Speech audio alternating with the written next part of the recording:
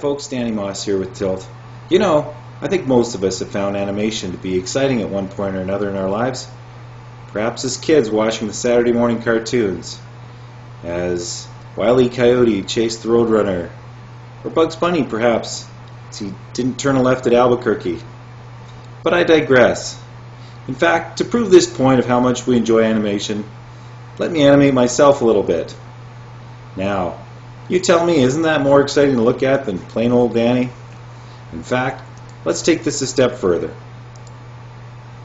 If I were Santa Claus, fully, you'd probably find it a lot more interesting to pay attention to me and listen to me than if it was plain old me.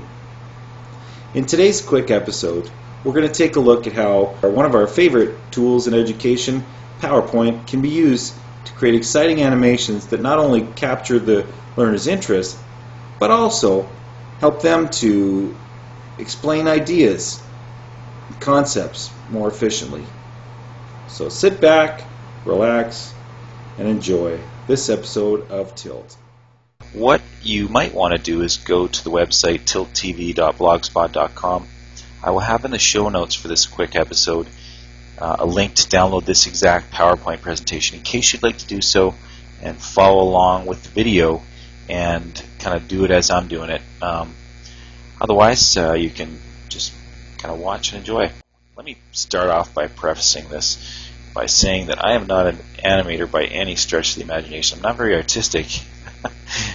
So thanks very much. Thanks for tuning in, folks. We'll take care. So let's get started.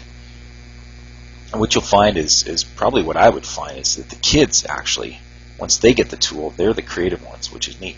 We just show them what to do and point them in the right direction.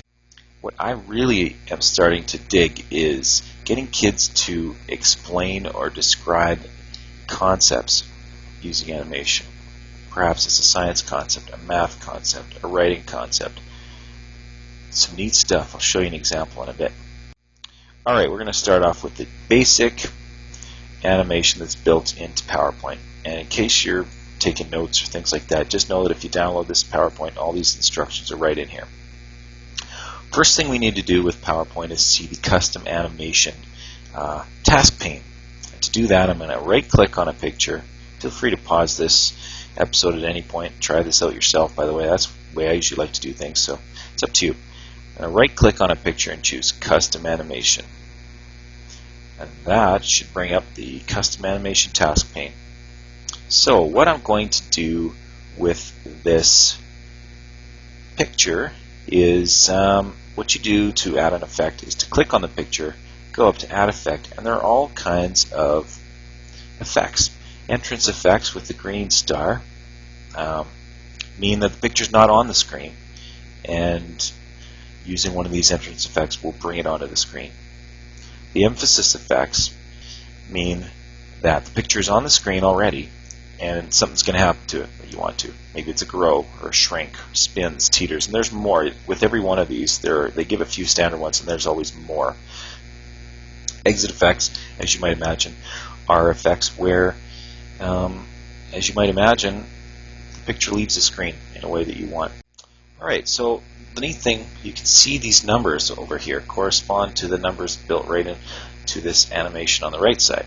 Okay, if at any point you want to get rid of one, you can click on it, remove it, or you can change it in some way, do whatever you like to it. And there are a whole bunch of options that go along with each one. I'm going to leave that for you to kind of play around with that. Now, if you don't want to start up the whole PowerPoint to see the whole show, just click the little play button down here, and you'll see what happens. So it flies into the screen, it grows, and then it pinwheels. That's what I've chosen. What we do with the arrow tool is we add an entrance effect, and it's a wipe. Okay, so if I want to wipe it from the left, you'll see the arrow kind of zips to the right, points to something. So that can be useful. There are some really neat effects called, I'm going to click on this airplane here, motion paths. Motion paths are very cool. There are a whole bunch of them that you can choose from. What the motion path tool does, which is really neat, is you can click on the actual motion path and you can stretch it just like you would a regular picture. So let's say I wanted to make my motion path go up, and I want to rotate it a little bit. Now my motion path looks like this. And there's my motion path going up. So you can alter that motion path just like you would a picture. Now, if you'd like to define a little more specifically your motion path, there's a neat tool in the motion path. We click on our plane, add effect, a motion path, draw a custom path. This is neat, and I suggest you choose scribble. This is neat. We could tell the plane exactly what to do, just like a pencil in the draw program. In the paint program, we say we want the plane to go up around here, do a loop-de-loop, come straight back down right there. And then there it happens. And again, you can tell the speed and when you want it to happen and things like that. So the motion paths can be very useful. Now, one of the problems with this type of motion path is it's not realistic. I've never seen a plane do that. Planes don't fly backwards, okay? So we're going to look at another technique or two down the road here that makes things a little more realistic. What you're going to give up, though, is time, because it takes more time. Anyhow, that's coming in a little bit.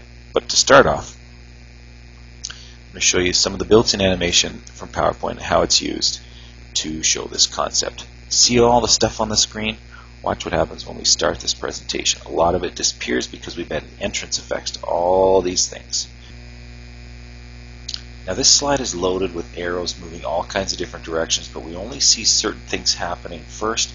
We see the second set of arrows happening midway through. We see the third set of arrows moving away from the leaf towards the end. And the reason for that is we've added entrance effects to all these arrows such that we only see them at a certain point that we want to. So what you see then when all the animation is stopped is that all these arrows are here, and they've been here the whole time. All these extra words were here, but we didn't see them on the screen because they had entrance effects added to them such that they would only show up at a certain point after a previous animation. Alright, on to a new type of animation, keyframe animation. This is very similar to the cartoons that we've all seen as kids where they created the cartoon frame by frame by frame. One thing that makes it a little bit easier in PowerPoint is the feature called Insert Duplicate Slide. When we do that, it makes an exact replica of the previous slide. So then if I move one little aspect of our picture, insert another duplicate slide, move the arm a little more,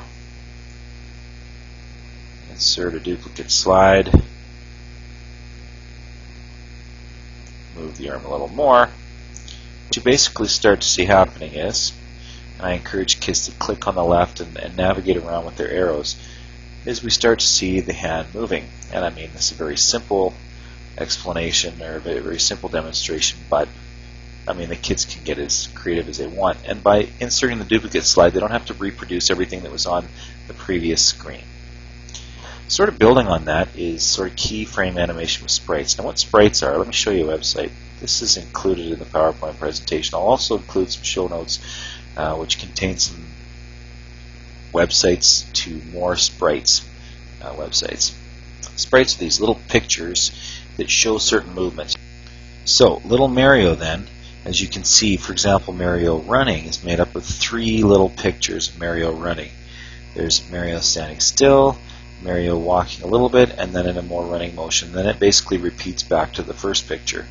They just play those in sequence, and that's basically how it looks like Mario is running. And they've got all kinds of different sprites on these websites containing all kinds of different movements from all kinds of different characters.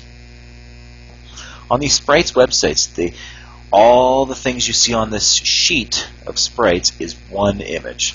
And so what they do is the kids copy the image, and if you're using a PC, they open the paint program, paste the picture in there, and then they in their paint program they use the selection tool. Just select out one little piece. Here I put little Mario on the screen. Alright, and what I've done in my next slide, let's advance a little bit here, is I've put the second part of Mario running on the next slide, and I moved it over a little bit. A third slide, I moved Mario over yet further and used the third part of Mario running, if that makes any sense. And then I've simply, for the subsequent slides, I've just gone back to that first running movement and then the second, and keep moving it over each time a little bit. So when you play them in sequence, looks like Mario's actually running across the screen. Now, what are the educational possibilities with that? I'll let you decide. Some of the websites deal more with kind of sword fights and battles than actual educational principles, but maybe something you can pull out of there educationally, and then again, maybe you just want the kids to practice a little bit with the animating. Alright, Flash Once animation is very neat. Basically, what it allows you to do is it allows you to create on one slide an object that flashes for a very short amount of time, and then you simply copy and paste that flashing object numerous times in different positions, so that when played in sequence, it looks like it's just flashing across the screen. Here's what it looks like. So you see how our spider just kind of ran across the screen there, and each picture was just flashing in sequence. Alright, so to do this ourselves, create a new slide. Let's get a picture that we want. So I've got a car in here now, and I'm going to start it off over here, and we'll right click and choose custom animation. We're going to add the effect called Flash Once. Now if you don't see it here, go down to More Effects, find Flash Once. It's in your entrance effects. So we're going to have it flash once. Now we've got to go into our settings now. Got to go into our effect options. Alright, so for our timing here, what we need to have in terms of when it starts is we need it to start after previous. And why that is because we want the next picture to flash after the previous one has. Remember, we've got a whole sequence of pictures in a row. In terms of speed, we want it 0.5 seconds. Let's click right in there, change the 0.5 down to about 0.1 seconds, and then click OK. Alright, so we take our picture, Control C to copy, Control V, we're going to paste that picture again, and we're just going to move it ahead a little bit. Control C and V, copy and paste. Let's say I wanted to turn it a little bit. Control C, Control C, Control V, paste it again. The reason I copy it each time is because if I've sort of rotated the picture a little bit, then it keeps that same rotation of the previous picture. So basically what starts to happen then, and I mean you can add whatever types of backgrounds and things you'd like to this as well, and then it will just run them all in sequence like we saw the spider do. Anyhow, thanks for watching. Appreciate it. Email me if you have any questions. tilttv@gmail.com, or you can see my other work emailers up there. If you have any questions about this, don't hesitate to email. Take care. See you next time. Well, if you haven't noticed yet, I got myself a new toy. It's one of the latest Logitech webcams, and this software is called Video Effects. You do a lot of different video effects, a whole bunch you can download, some of them fancy, some of them not so fancy, and it actually works. Even when I move my head from side to side, it still works. Yeah. In fact, you can also just do your regular self with accessories. For example, me with a mustache, or a pair of glasses perhaps. How about those funky 60s glasses? Hey, better yet, I think this is most fitting, don't you? Some would say that's even more fitting. Anyhow, drop me an email if you want to know where to get this. Very cool tool. Cheers. Happy New Year. Merry Christmas, everyone.